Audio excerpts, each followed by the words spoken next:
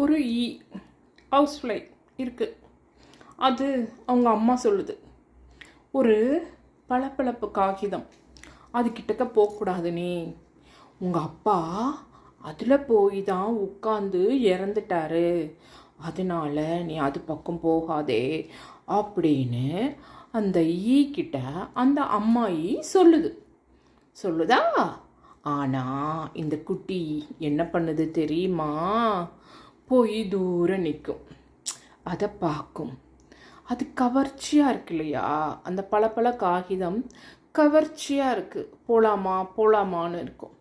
ஆனால் போகாது. ஏன்னா அவங்க அம்மா சொல்லியிருக்காங்கல்ல, அதனால போகாது. ஆனால் அவங்க அம்மா ஒரு நாள் இல்லாமல் போயிட்டாங்கப்பா, இறந்து போயிட்டாங்க. அப்போது இந்த என்ன பண்ணுது, கொஞ்சம் பெருசாகிடுது.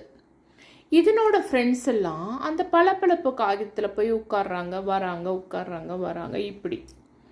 இது பார்க்குது, இவங்கெல்லாம் போய் உட்கார்றாங்களே, ஒன்றும் ஆகலையே, நம்ம அம்மா ஏன் அப்படி சொன்னாங்க, சரி நம்ம போவோம் அப்படின்னு சொல்லி ஒரு நாள் போயிட்டு அப்படி டச் பண்ணிட்டு வந்துருச்சு.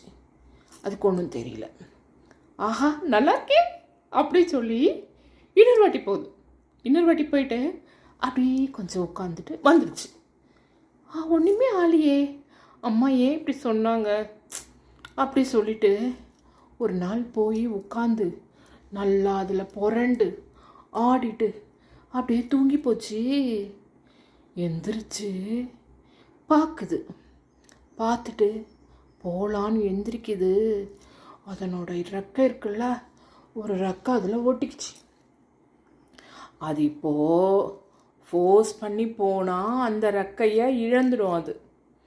ஆனால் அது என்ன ஆச்சுன்னு இப்போ சொல்ல வேண்டாம். ஆனால் இதன் மூலியமாக நம்மளுக்கு என்ன பாடம்? எதுவாக இருந்தாலும் கெட்ட பழக்கம் முதல்ல நல்லா தான் இருக்கும். ஒரு சிகரெட் ஆகட்டும், ஒரு குடி ஆகட்டும், இல்லை இல்லாத சகவாசமாகட்டும், முதல்ல அதில் இருக்கிற ஆபத்து தெரியாது நமக்கு. பழகிறப்ப நல்லா தான் இருக்கும். ஆனால் அதன் மூலயமாக நம்ம ஏதாவது ஒரு பெருசாக அனுபவிப்போம் இல்லைங்களா? அப்போ தான் அச்சோ இது நமக்கு தேவையா அப்படின்னு யோசிப்போம். அதனால் தவறு சிறுசாக இருக்கிறப்ப திருத்திக்கணும். தவறு சிறுசாக இருக்கிறப்ப திருத்திக்கோ, அது திரும்பவும் வராமல் பார்த்துக்கோ.